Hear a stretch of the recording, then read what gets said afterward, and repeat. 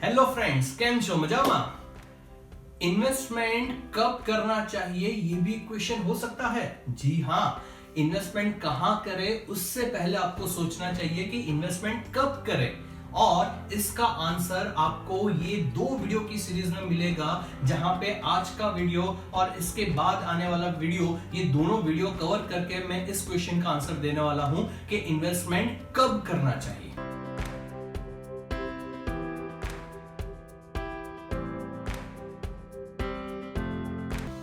जब आप पैसा कमा कर लाते हो तो उस पैसे को 6 तरीके से यूज किया जा सकता है, और ये 6 जो तरीके हैं उसको प्रायोरिटाइज करना बहुत जरूरी है। यानी कि सबसे पहले खर्चा कहां पे करें, उसके बाद सेकंड नंबर पे कौन सा खर्चा होना चाहिए, थर्ड नंबर पे कौन सा होना चाहिए। जब इस तरीके से प्रायोरिटाइज करके आप पैसों को खर्च करते हो तो you can have a secure, safe and financially independent future, और इसीलिए ये खर्चे को मैनेज करना बहुत जरूरी है। जब आपको सैलरी मिलता है तो सबसे पहली चीज जो आपको करनी चाहिए वो ये है कि उस सैलरी में से 20% हिस्सा साइड पे रख देना चाहिए, एकदम सेफेस्ट एसेट ऑप्शन में।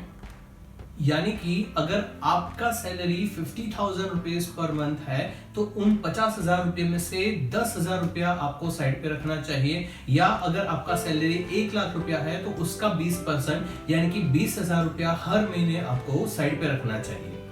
ये पैसा आपके रिटायरमेंट के लिए है। जब आप रिटायर होंगे तो उस टाइम पे शायद आपकी बॉडी में उतना एनर्जी ना हो जितनी एनर्जी से आप आज काम कर रहे हो।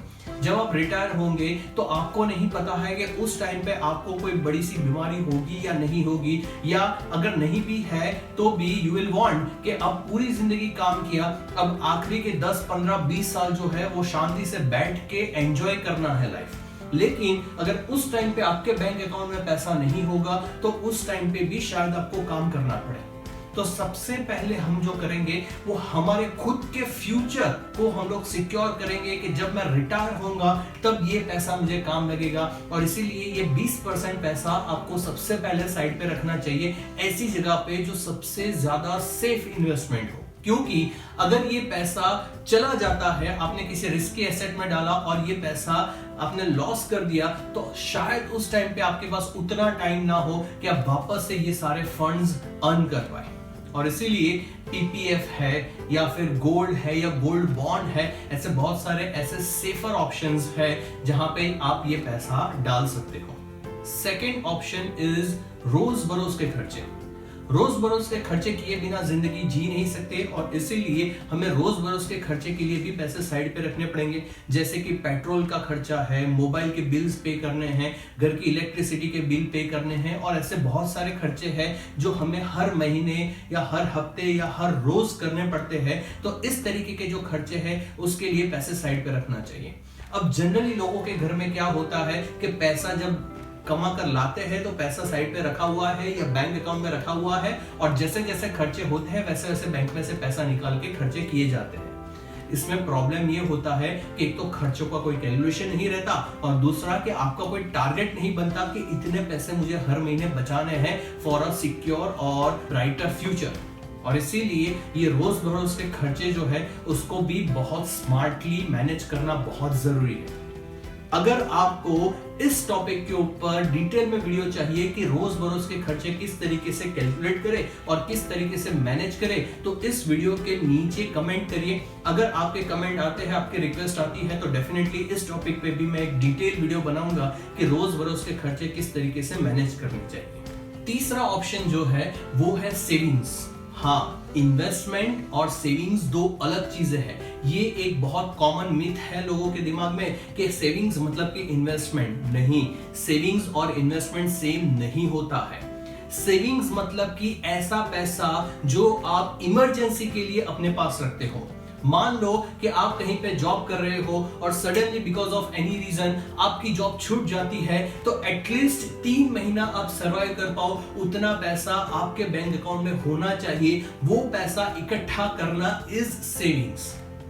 जबकि इन्वेस्टमेंट यानी कि आपके पास उसके अलावा एक्स्ट्रा रुपया है जो कहीं पे आप इन्वेस्ट करते हो और ज्यादा रिटर्न की एक्सपेक्टेशन रखते हो। बट सेविंग्स में हमारा फोकस रिटर्न पे नहीं रहता, सेविंग्स पे हमारा फोकस रहता है कि इमरजेंसी में वो फंड मेरे हाथ में होना चाहिए। जब आप बैंक में रुपया डालते हो सेविंग्स अकाउंट में, या तो फिर कोई ऐसी एसेट में पैसा डालते हो जिसको अगर आपको पैसा उठाना है तो आपको लंबा वेट नहीं करना पड़ेगा।